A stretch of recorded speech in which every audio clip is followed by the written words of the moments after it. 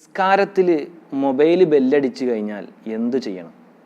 ഒരു സുഹൃത്ത് ചോദിച്ചൊരു ചോദ്യമാണ്. നമുക്കറിയാം, പള്ളിയിലേക്ക് വരുമ്പോഴേക്ക് നമ്മൾ എന്ത് ചെയ്യണം? മൊബൈൽ ഒന്നിരിക്കൽ സ്വിച്ച് ഓഫ് ആക്കണമെങ്കിൽ സൈലൻ്റെങ്കിലും ആക്കിയിരിക്കണം. അതല്ലാതെ നമ്മൾ പള്ളിയിലേക്ക് വരുന്ന സാഹചര്യത്തിൽ ഫോൺ ബെല്ലടിച്ച് കഴിഞ്ഞു നിസ്കരിക്കുമ്പോഴോ അതല്ലെങ്കിൽ മറ്റുള്ള ആളുകൾ നിസ്കരിക്കുമ്പോൾ എല്ലാവർക്കും തടസ്സമാകുന്നൊരു കാര്യമാണ് ഫോൺ ഓണായിട്ടിരിക്കുക എന്നുള്ള അവസ്ഥ. നിസ്കരിക്കുമ്പോൾ പല ആളുകളും ഫാത്തിഹ ഓതുന്ന സമയത്തായിരിക്കും ചിലപ്പോൾ ഫോൺ ബെല്ലടിക്കുന്നത്.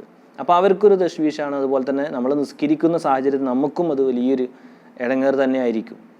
കാരണം ആ സമയത്ത് നമ്മൾ എന്താ ചെയ്യേണ്ടത്? ആകെ വെപ്രാളപ്പെട്ട് എന്തൊക്കെയോ കാട്ടിക്കൂട്ടുന്നൊരു സാഹചര്യമാണ് ഉണ്ടാവുക. അപ്പോൾ അതുകൊണ്ട് തന്നെ അങ്ങനത്തെ ഒരു അവസ്ഥ ഇല്ലാതിരിക്കാൻ വേണ്ടിയിട്ട് നിസ്കാരത്തിലേക്ക് വരുന്നതിന് മുമ്പായിട്ട് തന്നെ സ്വിച്ച് ഓഫ് ചെയ്യണം. ഒരാൾ ഒരു പക്ഷേ അങ്ങനെ മറന്നുപോയി, എന്ത് ചെയ്തില്ല? ഫോൺ സ്വിച്ച് ഓഫ് ആക്കിയില്ല, സൈലൻ്റ് ആക്കിയില്ല. അങ്ങനെ നിസ്കരിക്കുന്ന സമയത്ത് ഫോൺ ബെല്ലടിക്കാൻ തുടങ്ങി. എന്ത് ചെയ്യണം? അപ്പോൾ 3 അനക്കം വന്നു കഴിഞ്ഞാൽ നിസ്കാരം ബാത്തുലാകും, അതിൽ സംശയമില്ല. 3 അതിലധികം അനക്കം വരുന്ന സാഹചര്യത്തിൽ നിസ്കാരം ബാത്തുലാകും. അപ്പോൾ നിസ്കാരം ബാത്തുലാവാത്ത രൂപത്തിൽ വേണം അത് ഓഫ് ചെയ്യുകയാണെങ്കിൽ ചെയ്യാൻ. അതല്ലെങ്കിൽ അങ്ങനെ ഇരിക്കട്ടെ എന്ന് വിചാരിക്കുക. 3 അനക്കത്തിൽ ഏറെ അനക്കം വരുമെന്ന സാഹചര്യമാണെങ്കിൽ അപ്പോൾ എന്താക്കട്ടെ, അങ്ങനെ ഫോൺ ബെല്ലടിക്കട്ടെ, അങ്ങനെ അടിച്ചിട്ട് സലാം വീട്ടിട്ടൊക്കെ ഓഫാക്കി മതി എന്ന് വിചാരിക്കുക ഒന്നിരിക്കെ. അതല്ലെങ്കിൽ 3 അനക്കം ആകാത്ത കോലത്തിൽ അത് ഓഫ് ചെയ്യുക. അപ്പോൾ കീശയിലാണെങ്കിൽ ഇപ്പോൾ നമ്മൾ ടച്ച് ഫോണൊക്കെ ആണെങ്കിൽ ജസ്റ്റ് ഒന്ന് കൊണ്ടുപോയി കൈ അവിടെ അങ്ങനെ വെച്ചു.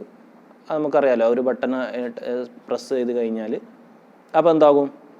ആ ശബ്ദം അവിടെ നിൽക്കും. ടച്ച് ഫോണിൽ അത് നടക്കുകയുള്ളൂ.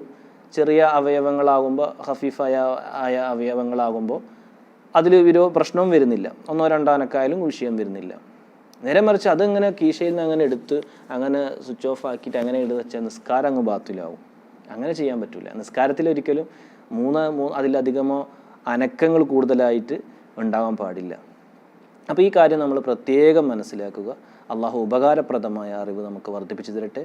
അസ്സലാമു അലൈക്കും വറഹ്മത്തുള്ളാഹി.